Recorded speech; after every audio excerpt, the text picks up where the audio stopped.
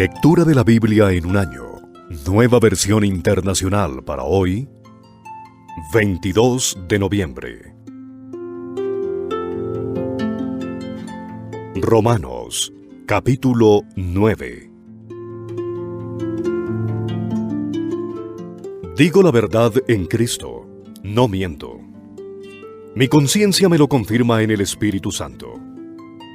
Me invade una gran tristeza y me embarga un continuo dolor. Desearía yo mismo ser maldecido y separado de Cristo por el bien de mis hermanos, los de mi propia raza, el pueblo de Israel.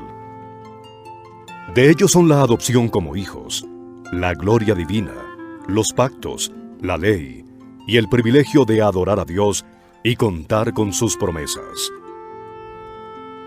De ellos son los patriarcas, y de ellos, según la naturaleza humana, nació Cristo, quien es Dios sobre todas las cosas. Alabado sea por siempre. Amén. Ahora bien, no digamos que la palabra de Dios ha fracasado. Lo que sucede es que no todos los que descienden de Israel son Israel. Tampoco por ser descendientes de Abraham son todos hijos suyos. Al contrario, tu descendencia se establecerá por medio de Isaac. En otras palabras, los hijos de Dios no son los descendientes naturales. Más bien, se considera descendencia de Abraham a los hijos de la promesa. Y la promesa es esta: dentro de un año vendré, y para entonces Sara tendrá un hijo. No solo eso, también sucedió que los hijos de Rebeca tuvieron un mismo padre, que fue nuestro antepasado Isaac. Sin embargo, antes de que los mellizos nacieran, o hicieran algo bueno o malo, y para confirmar el propósito de la elección divina, no en base a las obras sino al llamado de Dios, se le dijo a ella: el mayor servirá al menor. Y así está escrito: amé a Jacob, pero aborrecí a Esaú. ¿Qué concluiremos? ¿Acaso es Dios injusto? De ninguna manera. Es un hecho que a Moisés se le dice: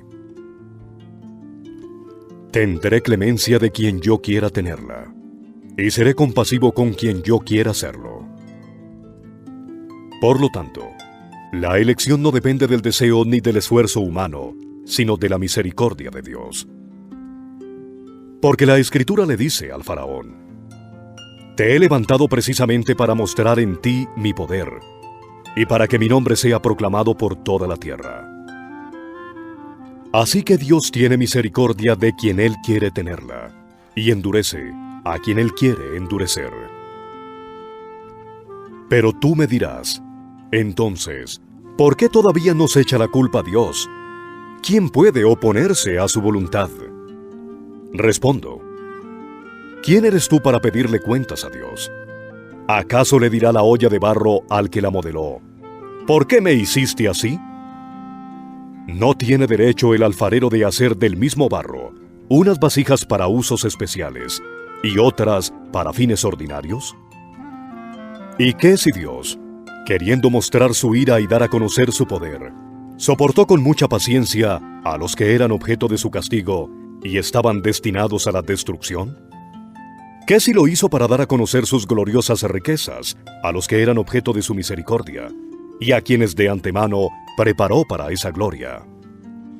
Esos somos nosotros, a quienes Dios llamó no solo de entre los judíos, sino también de entre los gentiles.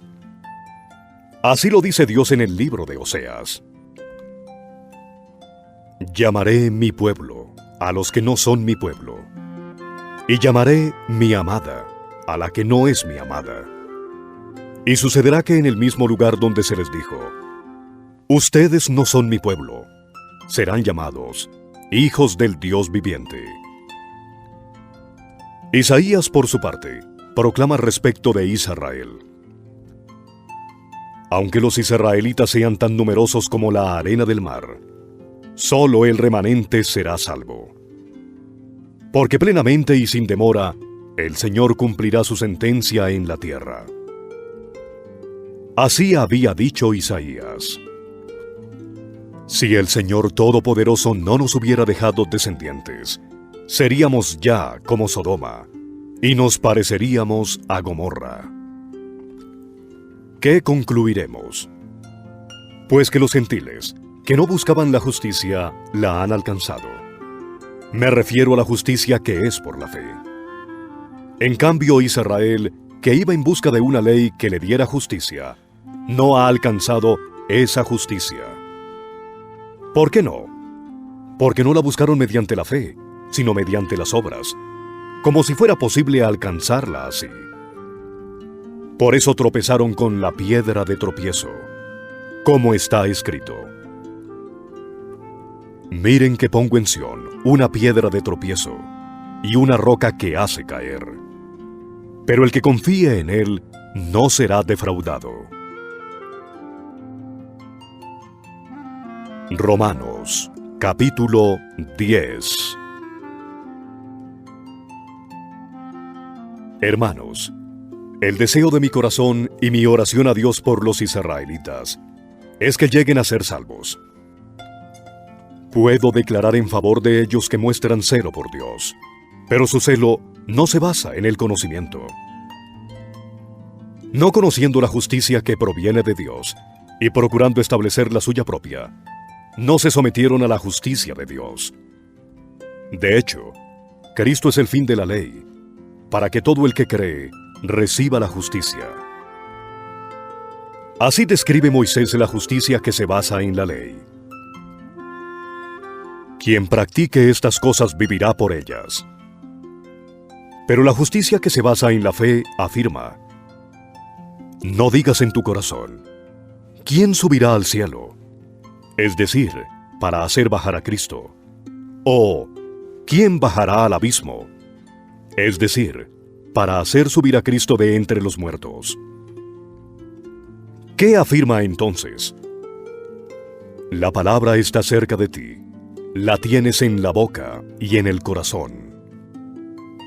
Esta es la palabra de fe que predicamos: que si confiesas con tu boca que Jesús es el Señor, y crees en tu corazón que Dios lo levantó de entre los muertos, serás salvo. Porque con el corazón se cree para ser justificado, pero con la boca se confiesa para ser salvo. Así dice la Escritura: todo el que confíe en Él no será jamás defraudado. No hay diferencia entre judíos y gentiles, pues el mismo Señor es Señor de todos, y bendice abundantemente a cuantos lo invocan. Porque todo el que invoque el nombre del Señor será salvo. Ahora bien, ¿cómo invocarán a aquel en quien no han creído? ¿Y cómo creerán en aquel de quien no han oído? ¿Y cómo oirán si no hay quien les predique? ¿Y quién predicará sin ser enviado? Así está escrito: qué hermoso es recibir al mensajero que trae buenas nuevas. Sin embargo, no todos los israelitas aceptaron las buenas nuevas. Isaías dice: Señor, ¿quién ha creído a nuestro mensaje? Así que la fe viene como resultado de oír el mensaje, y el mensaje que se oye es la palabra de Cristo. Pero pregunto, ¿acaso no oyeron? Claro que sí. Por toda la tierra se difundió su voz. Sus palabras llegan hasta los confines del mundo. Pero insisto, ¿acaso no entendió Israel? En primer lugar, Moisés dice: yo haré que ustedes sientan envidia de los que no son nación. Voy a irritarlos con una nación insensata. Luego Isaías se atreve a decir: dejé que me hallaran los que no me buscaban. Me di a conocer a los que no preguntaban por mí. En cambio, respecto de Israel dice: todo el día extendí mis manos hacia un pueblo desobediente y rebelde. Romanos, capítulo 11. Por lo tanto, pregunto: ¿acaso rechazó Dios a su pueblo? De ninguna manera. Yo mismo soy israelita, descendiente de Abraham, de la tribu de Benjamín. Dios no rechazó a su pueblo, al que de antemano conoció. ¿No saben lo que relata la Escritura en cuanto a Elías? Acusó a Israel delante de Dios. Señor, han matado a tus profetas y han derribado tus altares. Yo soy el único que ha quedado con vida. Y ahora quieren matarme a mí también. ¿Y qué le contestó la voz divina? He apartado para mí 7,000 hombres, los que no se han arrodillado ante Baal. Así también hay en la actualidad un remanente escogido por gracia. Y si es por gracia, ya no es por obras, porque en tal caso la gracia ya no sería gracia. ¿Qué concluiremos? Pues que Israel no consiguió lo que tanto deseaba, pero sí lo consiguieron los elegidos. Los demás fueron endurecidos, como está escrito. Dios les dio un espíritu insensible, ojos con los que no pueden ver y oídos con los que no pueden oír, hasta el día de hoy. Y David dice: que sus banquetes se les conviertan en red y en trampa, en tropezadero y en castigo. Que se les nublen los ojos para que no vean, y se encorven sus espaldas para siempre. Ahora pregunto, ¿acaso tropezaron para no volver a levantarse? De ninguna manera. Más bien, gracias a su transgresión ha venido la salvación a los gentiles, para que Israel sienta celos. Pero si su transgresión ha enriquecido al mundo, es decir, si su fracaso ha enriquecido a los gentiles, ¿cuánto mayor será la riqueza que su plena restauración producirá? Me dirijo ahora a ustedes, los gentiles. Como apóstol que soy de ustedes, le hago honor a mi ministerio, pues quisiera ver si de algún modo despierto los celos de mi propio pueblo, para así salvar a algunos de ellos. Pues el haberlos rechazado dio como resultado la reconciliación entre Dios y el mundo, ¿no será su restitución una vuelta a la vida? Y si se consagra la parte de la mesa que se ofrece como primicias, también se me consagra toda la mesa. Si la raíz es santa, también lo son las ramas. Ahora bien, es verdad que algunas de las ramas han sido desgajadas, y que tú, siendo de olivo silvestre, has sido injertado entre las otras ramas. Ahora participas de la savia nutritiva de la raíz del olivo. Sin embargo, no te vayas a creer mejor que las ramas originales. Y si te jactas de ello, ten en cuenta que no eres tú quien nutre a la raíz, sino que es la raíz la que te nutre a ti. Tal vez dirás: desgajaron unas ramas para que yo fuera injertado. De acuerdo, pero ellas fueron desgajadas por su falta de fe, y tú por la fe te mantienes firme. Así que no seas arrogante sino temeroso, porque si Dios no tuvo miramientos con las ramas originales, tampoco los tendrá contigo. Por tanto, considera la bondad y la severidad de Dios. Severidad hacia los que cayeron y bondad hacia ti. Pero si no te mantienes en su bondad, tú también serás desgajado. Y si ellos dejan de ser incrédulos, serán injertados, porque Dios tiene poder para injertarlos de nuevo. Después de todo, si tú fuiste cortado de un olivo silvestre, al que por naturaleza pertenecías, y contra tu condición natural fuiste injertado en un olivo cultivado, con cuánta mayor facilidad las ramas naturales de ese olivo serán injertadas de nuevo en él. Hermanos, quiero que entiendan este misterio para que no se vuelvan presuntuosos. Parte de Israel se ha endurecido, y así permanecerá hasta que haya entrado la totalidad de los gentiles. De esta manera todo Israel será salvo, como está escrito. El Redentor vendrá de Sión, y apartará de Jacob la impiedad. Y este será mi pacto con ellos, cuando perdone sus pecados. Con respecto al Evangelio, los israelitas son enemigos de Dios para bien de ustedes. Pero si tomamos en cuenta la elección, son amados de Dios por causa de los patriarcas, porque las dádivas de Dios son irrevocables, como lo es también su llamamiento. De hecho, en otro tiempo ustedes fueron desobedientes a Dios, Pero ahora, por la desobediencia de los israelitas, han sido objeto de su misericordia. Asimismo, estos que han desobedecido recibirán misericordia ahora, como resultado de la misericordia de Dios hacia ustedes.